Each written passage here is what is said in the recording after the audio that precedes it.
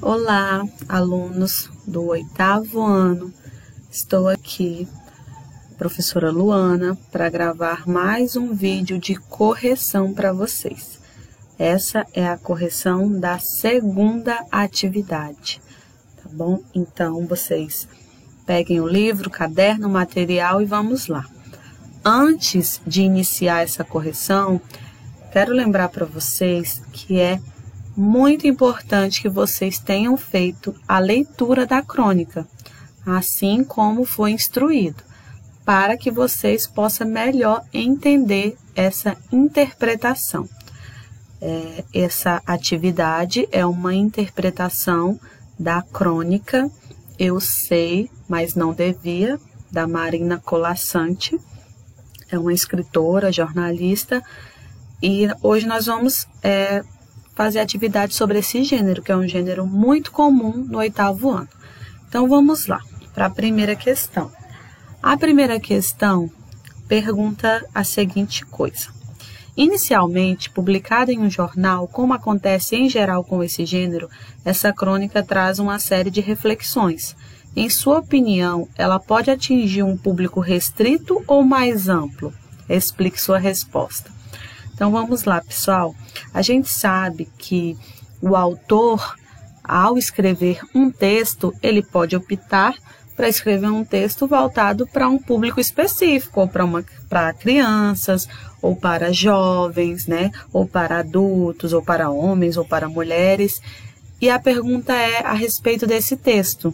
Para que público? Um público mais restrito ou um público mais amplo? Vamos pensar que o texto fala sobre conformismo, né? Sobre a gente viver a vida no automático. Então, é um público amplo, pois muitas pessoas podem se identificar com esse texto, tá bom? A letra B pergunta assim: que sensação a leitura provocou em você? E aí nós temos uma pergunta pessoal, né? Quando você leu esse texto, o que você sentiu quando a autora comentou sobre o conformismo? Será que você está vivendo esse conformismo? Então, faça aí a sua reflexão a partir do que você sentiu com a leitura desse texto. Letra C. Após a leitura da crônica, sua hipótese sobre o assunto foi confirmada? Explique. Toda vez que a gente vai ler um texto, quando a gente lê o título, a gente já meio que deduz sobre o que aquele texto vai falar. Quando você leu esse título, você esperava que o texto falasse sobre esse assunto? Então, explique aí na letra C. Sim, você esperava, ou não, eu não esperava este assunto. Explique aí sua resposta. É uma resposta pessoal. Questão número 2. Uma crônica pode ser escrita em primeira ou terceira pessoa. Nesta, a cronista escreve em primeira pessoa, enumerando e descrevendo fatos que presencia em seu cotidiano. Letra A. Em sua opinião, qual foi o ponto de partida dela ao escrever sobre esse tema? Então, vamos lá. Quando ela decidiu fazer um texto, né, que fala sobre o conformismo, provavelmente ela começou a observar que as pessoas estão vivendo no automático, que nós estamos vivendo no conformismo, que nós vivemos, às vezes, né, por vezes, numa rotina onde a gente não valoriza o contato com a natureza, né, as nossas relações com os nossos familiares e amigos. Então, provavelmente, ela partiu de uma observação, né? Ela enxergou como as pessoas estão vivendo. E aí ela percebeu que a vida moderna está automatizando as pessoas. Letra B. De que forma a escolha do foco narrativo contribui para aprofundar essas reflexões? Pessoal, quando um autor ele escreve um texto em primeira pessoa, e como no texto da Marina Colasanti, ela escreve em primeira pessoa e usa algumas expressões como a gente ou nós, o que ela faz? Ela nos aproxima do texto. Parece que a autora ela está se referindo a gente mesmo, entendeu? Então, ela aproxima o leitor do texto, tá bom? Aí nós vamos para número 3. Agora reflita sobre a relação entre o título da crônica e seu conteúdo. Então vamos lá para a letra A. Qual é a reflexão que a cronista faz em torno dos atos cotidianos das pessoas que, na atualidade, vivem em zonas urbanas e das consequências que isso traz? Então, quais foram as constatações, né, que ela fez? Ela percebeu o quê? Qual foi a reflexão que ela fez? Que hoje as pessoas estão perdendo a sensibilidade, né? Que hoje as pessoas estão perdendo o sentimento de compaixão, de empatia, porque é comum você abrir o jornal, ver que pessoas estão morrendo, ver que a maldade está acontecendo e aquilo não nos deixa mais, de certa forma, assustado. Parece que já é normal. Então, ela percebe o que é a falta de compaixão, de empatia, né? A falta daquele sentimento de pertencimento à natureza. Então, foram reflexões que a autora foi fazendo aí ao longo do texto. Letra B. Analise o título da crônica. Eu sei, mas não devia. Em sua opinião, o que o narrador sabe? É uma resposta pessoal. O que você acha que ela sabe? Mas o que ela não devia sentir? Então, você vai explicar, na sua opinião, o que é esse eu sei, mas não devia. E aí chegamos à questão número 4.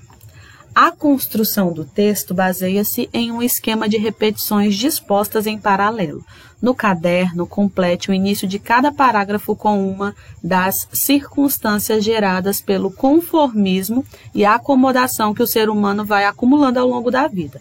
Elas estão relacionadas no quadro a seguir. Essa aqui foi uma questão que muitos alunos me mandaram mensagem que não estavam conseguindo responder. Então, pessoal, aí nós temos aqui na número 4, em cada letra nós temos uma atitude, né, que as pessoas estão tendo hoje em dia. E aqui nesse quadrinho, cada quadrinho desse aqui tem uma, vamos dizer assim, uma consequência dessas atitudes. Aí você vai distribuir cada consequência dessa em uma opção. Então vamos lá na letra A. Se acostuma a não ouvir passarinho, a não ter galo de madrugada. Qual é a consequência disso? Indiferença pela natureza. A gente se acostuma a acordar de manhã sobressaltado, porque está na hora. Submissão ao trabalho sem tréguas. A gente se acostuma a abrir o jornal e a ler sobre a guerra. Perda da noção de paz. A gente se acostuma a esperar o dia inteiro e ouvir no telefone, hoje não posso ir. Distanciamento e indiferença entre pessoas. A gente se acostuma a pagar por tudo o que deseja e o de que necessita. Consumismo. A gente se acostuma a andar na rua e ver cartazes. Opressão da publicidade. A gente se acostuma à poluição, destruição do meio ambiente. E a última, a gente se acostuma para não se ralar na aspereza para preservar a pele. Isolamento em autodefesa. Então, aí, cada opçãozinha dessa aí se encaixou. Número 5. Para a cronista, o ser humano se acostuma com determinadas situações sem se dar conta disso. Letra A. Que tipo de argumento ela apresenta para justificar seu ponto de vista? Assim como a maioria dos escritores, quando temos o interesse de justificar a nossa opinião, a gente deve utilizar fatos, né?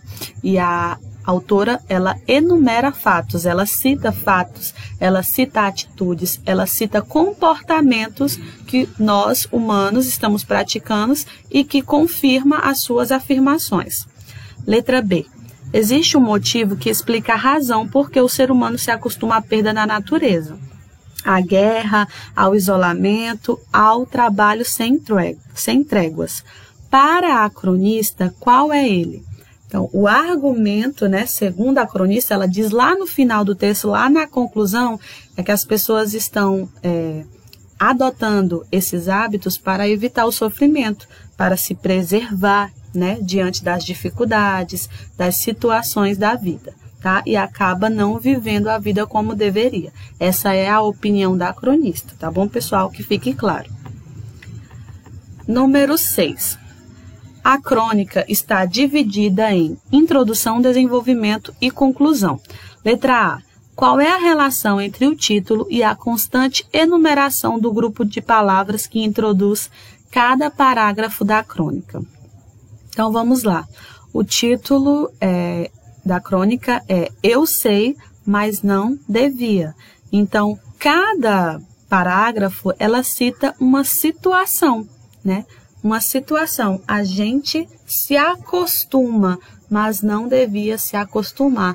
Lá no final do texto, ela resume, né, a relação entre o título e todas as situações descritas no parágrafo. Letra B. Segundo a cronista, se acostumar com determinadas situações pode trazer consequências destrutivas para a própria vida. Em que momento da crônica isso é mostrado? Pessoal, essa situação é lá no finalzinho da crônica, na conclusão da crônica, aonde a autora diz assim: a gente se acostuma para poupar a vida, que aos poucos se gasta, e que gasta. De tanto acostumar, se perde de si mesma. Vocês encontram essa afirmação bem no final do texto.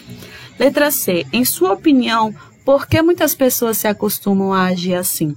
Então, é uma resposta pessoal. Por que vocês acham que hoje em dia as pessoas estão vivendo no automático? Não estão mais preocupadas com a natureza, vivem na rotina, quase não tem interação pessoal, as pessoas estão mais ligadas nos telefones, quase não se socializam entre amigos.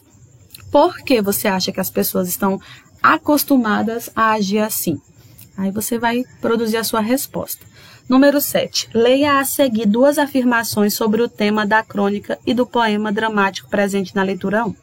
Nós temos duas afirmações. A primeira diz assim: o ser humano se acostuma com tudo, passa a achar normais determinadas situações e nada faz para mudar sua vida.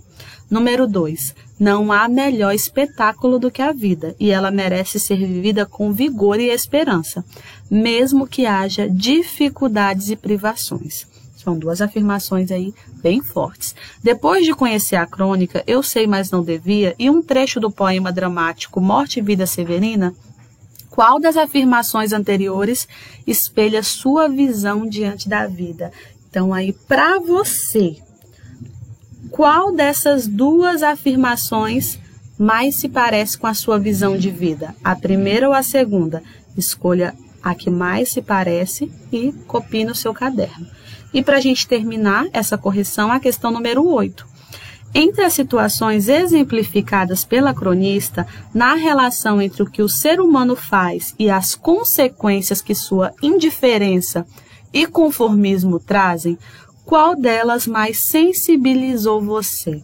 Então, para responder essa questão, eu dou uma dica para vocês. Volta lá no texto e leia de novo todas as situações que a cronista ela cita. Quando a gente deixa de se preocupar com a natureza, quando a gente vive no automático, quando a gente quase não tem mais relações com as pessoas. Qual de todas as coisas que ela citou mais sensibilizou você? Escolha uma, anote aí para mim e depois me diga o porquê. Pessoal, aqui a gente termina a correção da segunda atividade e teremos o vídeo para a próxima. Uma boa aula para vocês, corrija com atenção e obrigada!